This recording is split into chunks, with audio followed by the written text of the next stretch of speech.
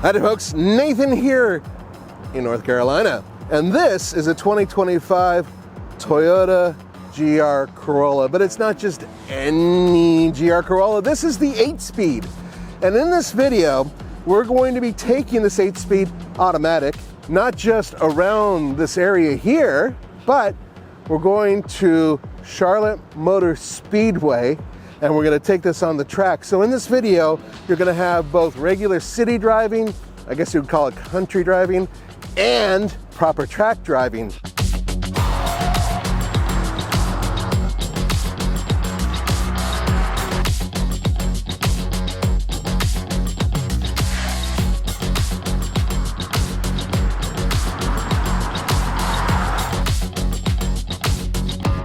The biggest differences between this and the manual transmission version of the GR Corolla is really the front end. From the front of the vehicle, you can really tell the difference. And that's because this is a much larger opening, and that's because you have a transmission cooler in this vehicle. You have an additional one as well if you get, there's like a second oil cooler you can get on top of that.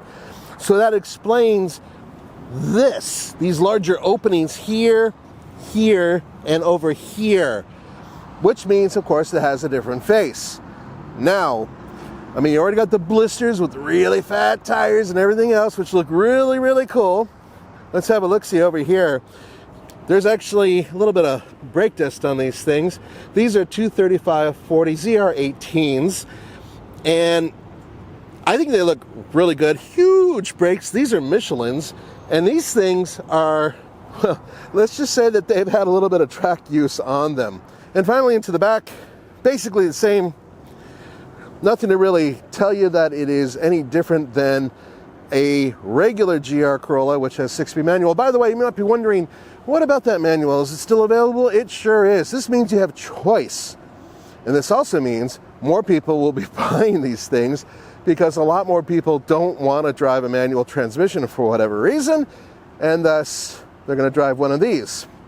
Now, here's the real question. How does this drive? I mean, look, an automatic transmission isn't as much as a manual. That's just the facts. But there are some really good non-manual transmissions out there, and it's not a CVT. So, how did Toyota do building this thing up and making it into something that, by the way, on paper I think is a little bit quicker, but more importantly, is something that everybody can drive? Well, let's go find out. I'm going to take it on the street and on the track.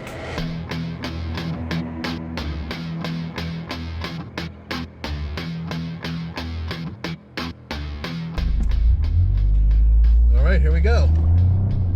Just did the lead follow lap, and now doing it on my own. I know that you guys really aren't into track driving, especially some of you guys who play a lot of video games who like to tell us how to drive or whatever. But the bottom line is that it's a lot of fun to do, especially after you've driven the GR Corolla with the manual transmission, which I recently did, and now I get to hop into this 8-speed auto. We're gonna try launch control, guys. Here we go. Okay, brakes all the way down. 2, back. Certainly felt like it did its thing. Now, I didn't rev it quite all the way up because this is my first actual lap on this track. And what I want to do is get around here without hitting cones, because I don't want to be that guy, but I also want to be efficient about my driving. Oh, this thing likes to squirt out of a corner. Now, I decided with this lap, I'm not going to mess with the paddle shifters. I'm just going to let the car do its thing.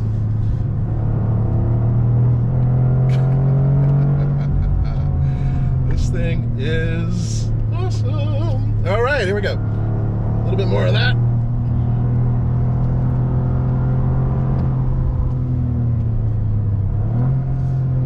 Downshifted in a different spot than I would, but that doesn't necessarily mean it did it wrong. Okay, here we go. We're on the oval.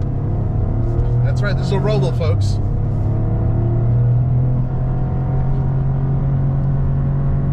Interesting how it's holding that gear.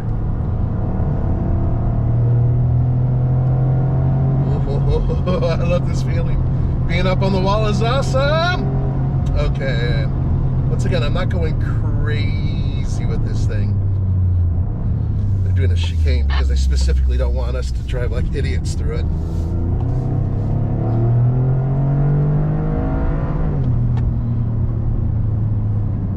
Now, I'm not paying attention really to what it's saying in terms of my speed. They did have a limit they wanted us to maintain. I'm pretty sure I'm doing that. Here we go.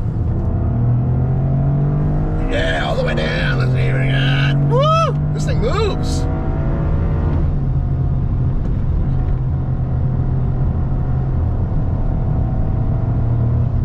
And then through. There we go.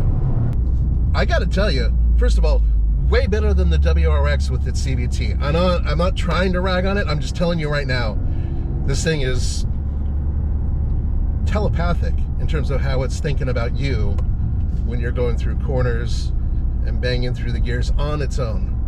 Really impressive to what it does. Yeah, that was awesome. Prepare yourselves. You're about to see a 3-cylinder engine, 1.6, that makes 300 horsepower and 295 pound-feet of torque. Your ears do not deceive you. That is more torque than the manual transmission version of this powertrain. That is pretty damn incredible. Now, once again, I'm going to just point this out. You can still get 6-speed manual transmission. It is optional. The 8-speed transmission is just a new addition to the GR Corolla. And we're going to have this opportunity to bounce this thing around the track and really test it out. And yeah, we're going to drive it on the highway, we're going to drive it on the streets and everything. But I can tell you that if you're expecting mid-20s, you actually can get that. I believe you can get to 27 miles per gallon on the highway driving this, and around 22 miles per gallon in the city driving this. Now, if you think about it, that's actually not too bad, considering this thing has a very active all-wheel drive system.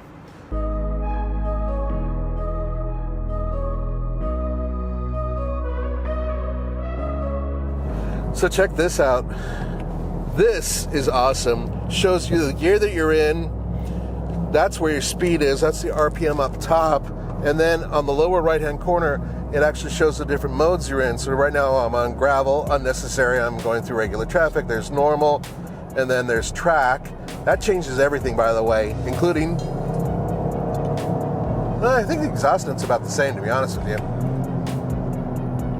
So it does change the algorithm of the gear setup, and it definitely changes the throttle response of the vehicle as well.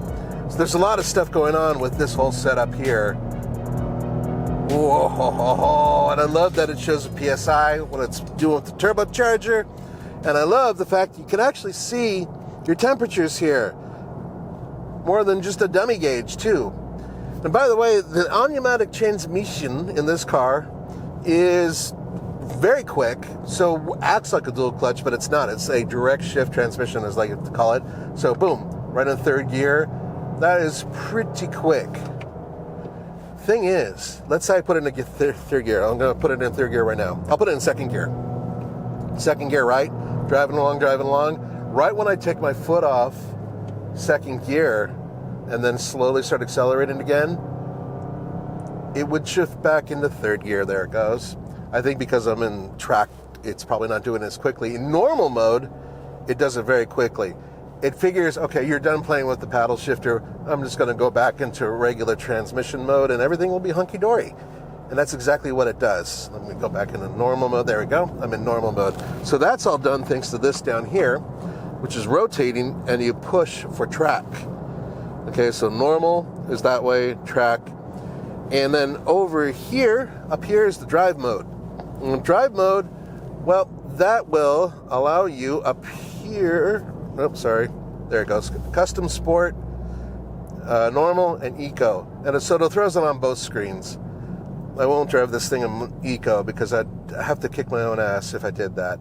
But I'll keep this thing on normal mode for now. Okay, so just so you know, the way this vehicle works, I'm going to be taking it on the track. When you see me driving it on the track, I'm going to have it in, well, track mode. And track mode it's an interesting mix because it can do 30% power to the rear front wheels and then 70s to the back, but it will go back and forth and move that power around. It won't do that in any of the other modes. For instance, rally mode, 50-50 split.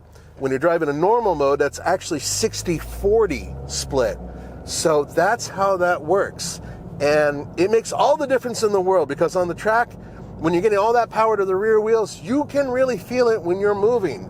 Driving on a regular city street like this, it makes no sense to be in track mode because you're not going to even notice it. But I will say this, the only flaw that I found so far driving this car, and it's not even really a flaw, a lot of excessive road noise.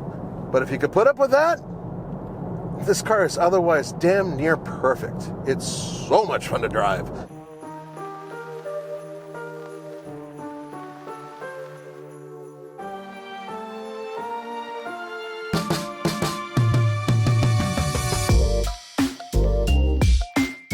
I'm going to take off my sunglasses in a very dramatic way, because this is one of the most exciting cars I've driven with an automatic transmission.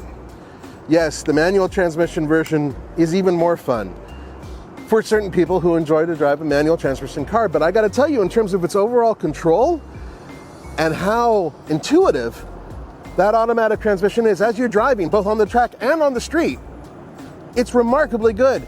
Yes, okay, there are a couple issues. With me being built like an ape, I don't fit in there particularly well. That's probably my biggest gripe. But other than that, what a fun car. But I have some bad news for you in terms of pricing, and that's because these are even more expensive now. They've taken a couple $1,000 bump, and basically to get a base model, about 40 grand.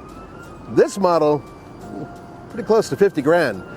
Do I still think it's a bargain? Yes, I do, considering the performance you get. However, you have to keep in mind, it's not exactly cheap, and you all know what's going to happen to you when you go to the dealership. Thanks for joining me.